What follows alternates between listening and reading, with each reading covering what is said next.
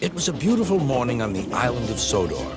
Thomas the Tank Engine's blue paint sparkled in the sunshine as he puffed happily along his branch line with Annie and Clarabelle. He was feeling very pleased with himself.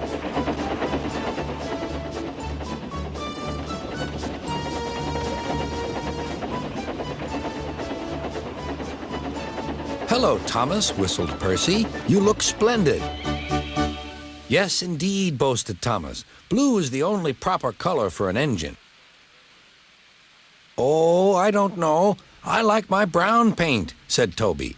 "I've always been green. I wouldn't want to be any other color either," added Percy. Well, anyway," huffed Thomas, "blue is the only color for a really useful engine. Everyone knows that." Percy said no more. He just grinned at Toby. Later, Thomas was resting when Percy arrived. A large hopper was loading his freight cars full of coal. Thomas was still being cheeky. "Careful," he warned. "Watch out with those silly cars." Go on," muttered the cars. "And by the way," went on Thomas, "those buffers don't look very safe to me." The last load poured down. "Help, help," cried Thomas. "Get me out." Percy was worried, but he couldn't help laughing. Thomas's smart blue paint was covered in coal dust from smokebox to bunker.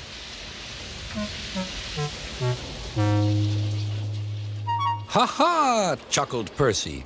"You don't look really useful now, Thomas. You look really disgraceful." "I'm not disgraceful," choked Thomas. "You did that on purpose.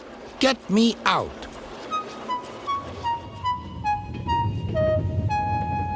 It took so long to clean Thomas that he wasn't in time for his next train.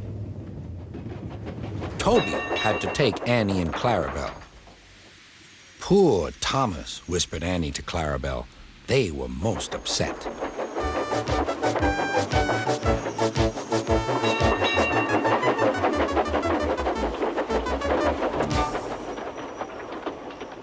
Thomas was grumpy in the shed that night. Toby thought it a great joke, but Percy was cross with Thomas for thinking he had made his paint dirty on purpose. Fancy a really useful blue engine like Thomas becoming a disgrace to Sir Topham Hatt's railway. Next day, Thomas was feeling more cheerful as he watched Percy bring his cars from the junction. The cars were heavy and Percy was tired.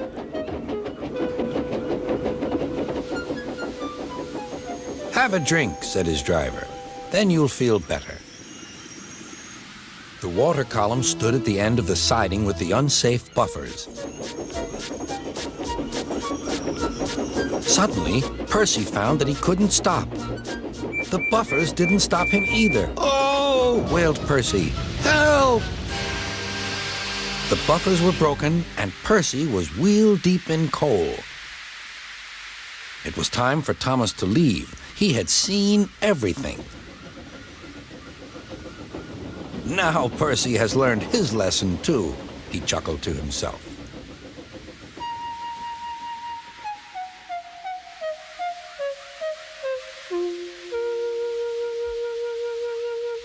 That night, the two engines made up their quarrel. "I didn't cause your accident on purpose, Thomas," whispered Percy. "You do know that, don't you?"